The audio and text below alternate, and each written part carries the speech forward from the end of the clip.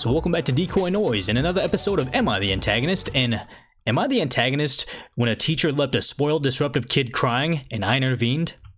So with all the craziness going on in the world, I want to make sure you're taking at least 2 breaks a day by subscribing to DecoyNoise with the notifications on so I can remind you every day at 10 a.m. and 4 p.m. Pacific Daylight Time to just unwind, relax, and watch me judge some strangers online because that'll make us feel better about ourselves, right? Okay, so let's just get to the story. So OP writes, so I had a leadership position at a preschool. It's my responsibility to develop curriculum and train the teachers. Let's say I'm like the assistant manager of sorts.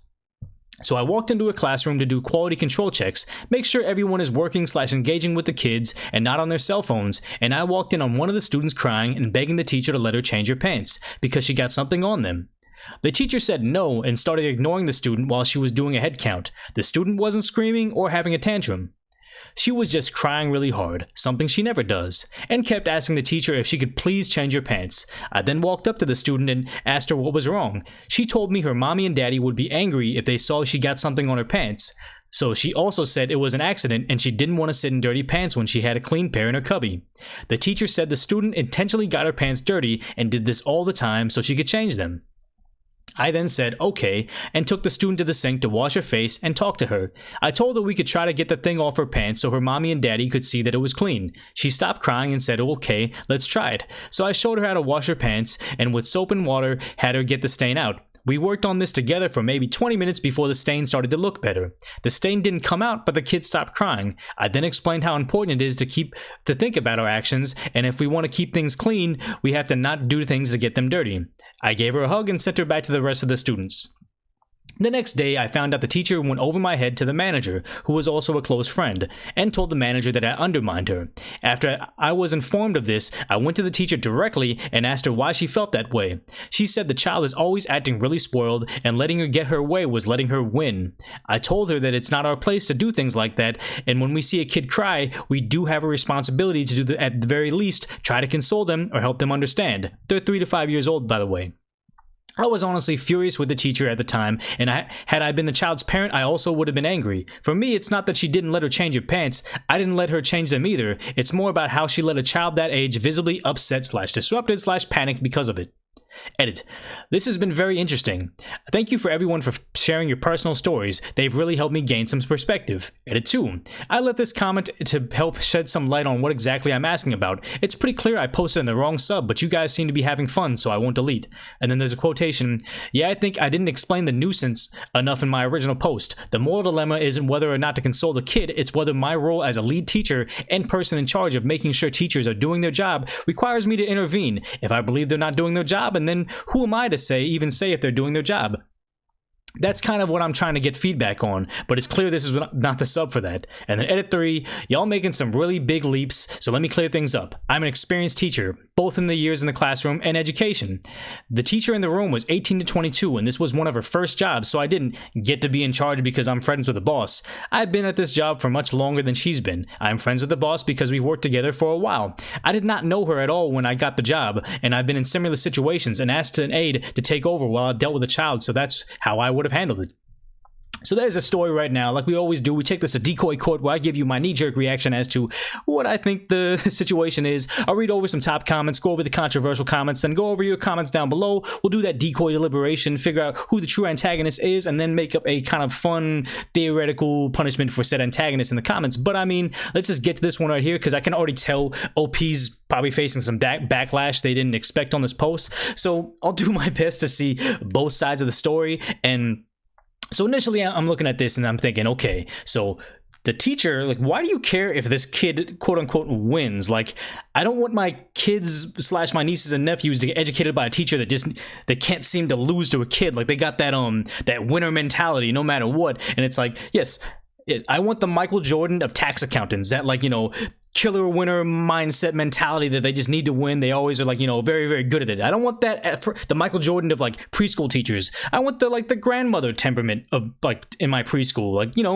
somebody that's going to be a bit more compassionate, maybe not so much win. But then, that being said, I would just like to see more information on that teacher's history. Like, is there always kids crying? Are people, like, are they getting complaints? Or is it like a neglect situation going on? Because if it's just a one-off thing, like, anybody that has like small kids around them know that sometimes you see a kid trip and fall and you just got to disregard it, because if like the kid trips and falls and they look at you and they start to cry and you're like, oh my god, are you okay?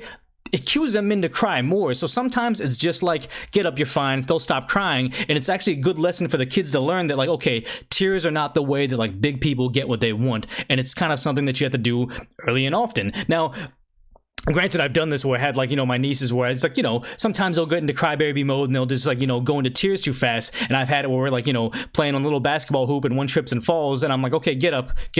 Oh crap, you actually hurt. So, like that's a situation where it's like, you use your judgment. So it's like, you'd like to know more about this parent in what's going on. Like, so on the flip side of that, it's like that teacher also went out of their way to say, okay, like, I'm going to go to your superior and like undermine what you're doing in my class. Like, that's not an okay thing to do. And it's like, if that kid was a legitimate troublemaker and is just finding out a way to like dupe parents and authority figures into doing their bidding, it's like we're literally seeing like the prequel movie to like Making a Karen, where it's like, hey, the spoiled kid's just sitting there in class like, I need to speak to your manager, like I don't know like what you're doing. So that being said, we really don't know the circumstances. Like, no, I don't want a kid crying because of their messy pants in a classroom, but I also don't want, a teacher that has a specific curriculum that they're trying to do and being undermined by like the higher authority in there. So I'm going to go ahead and say something that it's not like what my listeners want to see, but I'm saying everyone sucks here, because I feel like the way we could solve this is communication. It sounds like they had a short chat about like, the situation, and then OP just pulled rank and did whatever they feel like. You don't want the kid crying, but I can kind of see it. Like, I don't have any experience in this situation, but it's like everyone's had bosses that'll will swing by once a week, glance at your progress and be like, you know what, change this, change that, change this, and disappear for a week. And you're like, you have no idea what I was trying to set up, the context of anything. So it's like, why are you coming over here? But also on the flip side, everyone's seen an employee that just constantly messes up and never wants to take the blame. And if you ever try to coach them on something and say, hey, this needs to be fixed, they go to like your higher up and like, oh my God, why are they changing? I'm doing this. And they just can never like accept blame for it. So that's why I say it sounds like everybody sucks in this situation, because it just needs to be less about, yes, you don't want the kid crying, but it's got to be about you having a good relationship between employees, the teacher, and their boss, which is like their assistant manager of sorts. So especially around kids, you want the best care for them, so we really need to figure out what's going on. But like I said, make sure that I'm wrong. Let me know that I'm wrong. Yell at me down there, because you guys always seem to like to do that. So earn yourself that Decoy coin over at the DecoyNoise.com website by telling me what you think, because before we get to the top comments, I don't want you to be swayed by what they're saying. And I just kind of like, that's my thoughts. Let me know your thoughts down below. Take a brief break, and then let's get over to those top comments, because I imagine this is going to go back and forth. But let's go ahead and read that first top comment. Not the antagonist. I'm more surprised about the parents getting angry at a 3 to 5 year olds for getting their pants dirty. Who expects them to stay perfectly clean? Which, you don't want to think that the kid's like this evil genius mastermind, but it's like, yeah, when you got kids, they're sticky, they're dirty, they have like no care. Like, they'll just go directly into dirt, dig up a worm, show it to you, then run over and like, oh, I'm gonna have some chips now. And you're like, whoa, what is going on? Like, that's just, I don't know, like, is this the kid just trying to like make this OP just take like sympathy for them, and they know that this is like the sympathy move, or are they just legitimately afraid of the parents? Like, that'd be something kind of scary. And then someone else writes, yes, that's strange to me as well. And then OP came back and said, I think they just get upset because it happens so frequently. I hope so, at least. So, we're kind of doing a reach. But let's go ahead and read that next top comment, which is, not the antagonist. You sound like a gem and exactly what little ones need.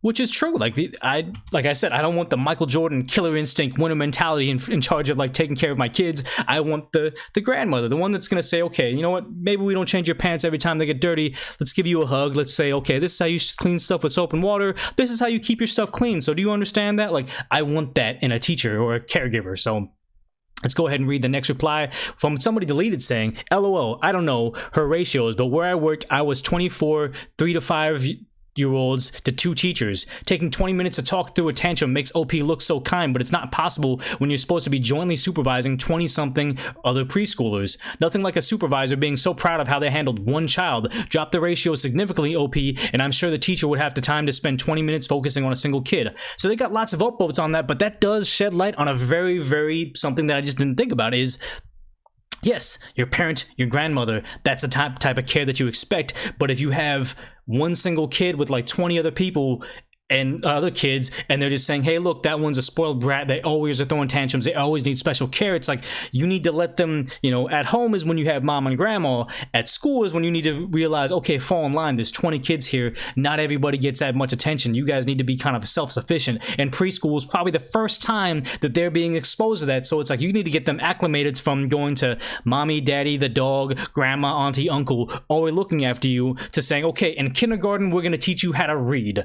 You need to be able to, like, you know, difference between like one-on-one classes and lecture hall classes. This is their first dose of that. So I do get what they're saying right there, saying like, hey, look, OP's patting herself on the back because she's so good to one kid, but it's like, that wasn't the scenario. So very, very good point. I'm almost leaning towards the OP's the antagonist, but let's go ahead and read the next top comment, which is something different. I'm kind of torn on this. I'm going with everyone sucks here. I can really see where the teacher is coming from, but I also can't bring myself to believe you did anything worth reporting. I work in a kindergarten classroom for reference. The teacher probably knows the child's day-to-day better than you do. She didn't properly communicate that to you, and you shouldn't have interfered. But I think you could have asked a few more questions before taking the girl out of class. I get you're trying to help a crying child, but I think at this point, it's okay to get your pants dirty was intended response by the teacher, then that would have been probably okay and maybe even appropriate for a development as a young student learning how to operate in a classroom setting. You said that she's coming from being an only child, and that's understandably hard to bridge the gap. However, I think you being there by happenstance doesn't mean that it was an instance worth reporting. I would be happy to have trusted a coworker be available to address the issue immediately if I were the teacher in the teacher's shoes. I would feel intimidated by someone taking a problem off my hands if they had a higher position of power than me. Maybe.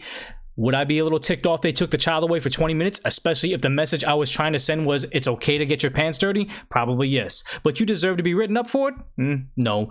She's 3 to 5, she'll learn it's okay to get her pants dirty / how not to get her pants dirty at some point.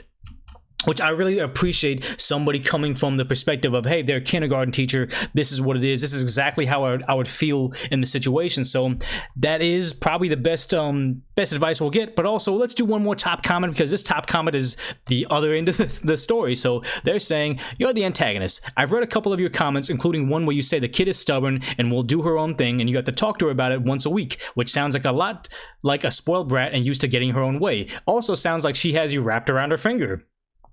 Sounds like you totally stepped in where you weren't needed and undermined the teacher. Just because you think you know that kid and that class better than the current teacher, the kid knows she can go to you to get her way.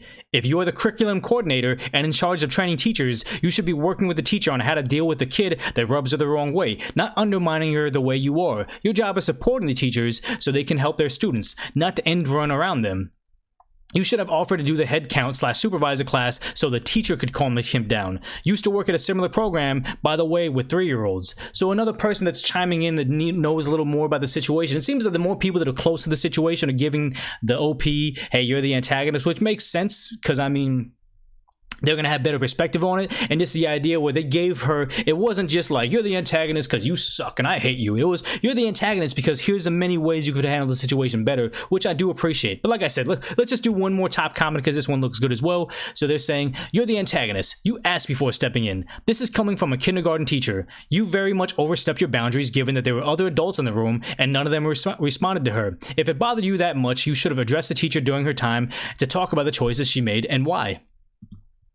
Which seems like a good situation where it's like everybody kind of seems that, hey, it's like, I kind of touched on a little bit, but it wasn't my main point, where it's like, hey, work on the communication between the adults in the room. Don't try to address the kid, because who knows if the kid is just learning how to manipulate parents and how to get their way through tears, and like, you know, adults always give in when I cry, so I'm just gonna stamp my feet and cry and I'm gonna get my way, and all of a sudden this preschool isn't teaching the kids the right things. Now they're gonna be even more of a spoiled brat because they know at home I get away with it, at class I get away with it. I just must be this very special kid that I always get my way. Okay, so actually, I always say last one, but this one actually is from a person that quit preschool. So they said, you're the antagonist and people like you are the reason I quit teaching preschool. In 3 to 5 classes, I can guarantee at any given moment someone is crying. They're toddlers. They're emotional little beings who don't know what their emotions are yet or how to handle them, and they cry. This teacher is not a monster for letting a child cry, especially if there's a history of repeating negative behavior for attention and there was no injury or potty accident, and from what you stated, she's already spoken to the student, and she probably went above your head Because from what you said in your post as well as your comments, you clearly have put yourself on a pedestal and she feels like she wouldn't be able to get through to you. This isn't your class, it's hers. Let her do her job. Which, hey, that seems like a more than rational reply, saying, hey, this is why I taught, like I quit, because everybody's probably like, you know, any parent seeing their kid not getting the care that they deserve or they need would probably be outraged by the situation. So it's like, yeah, that would probably be very hard to teach preschool with all these people trying to micromanage you until you tell you how to do your job better, when it's like, hey, you don't understand what it is to have like 30 kids all crying and screaming. It didn't seem like, you know, it was like a potty accident. It didn't seem like it was something that, you know, was like they were injured and they weren't throwing a tantrum, they were just crying. So it's like, hey, let them kind of work things out. And if anything, the curriculum coordinator or the manager should be giving them trying to equip them with ways that they can manage a class, not saying, hey, every time something small happens or something like this happens, you need to seek help from the manager to come over and help you out. It's like, no, they got to learn how to do it themselves. Even if they are younger, like they said before, it's got to be a situation where, hey, you're a coordinator, you're trying to equip them, you're trying to train them. Don't just supersede what they're doing. Like, let them learn how it is. You're like, you know, the teacher's there to teach the kids, you're there to teach the kids. Teach the teachers. I'm getting all wrapped up. But let's go ahead and go over those controversial comments, because those are likely going to be more interesting. So this person writes, not the antagonist, but how in God's name does this lady have her job? People who can watch children cry and feel not only nothing but act like that should not be allowed near children. Holy hell, get her away from those kids.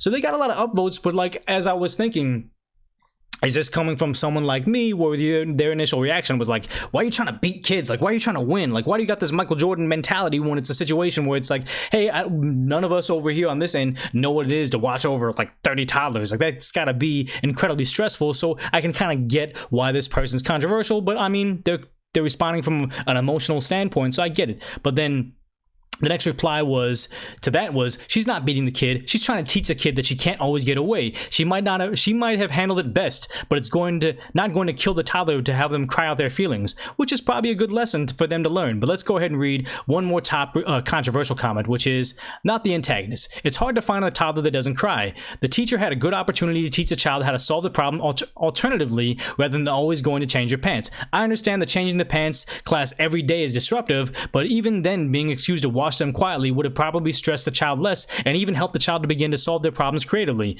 OP did nothing wrong here. OP stopped the child from being disruptive and helped the child find a new way to solve a problem.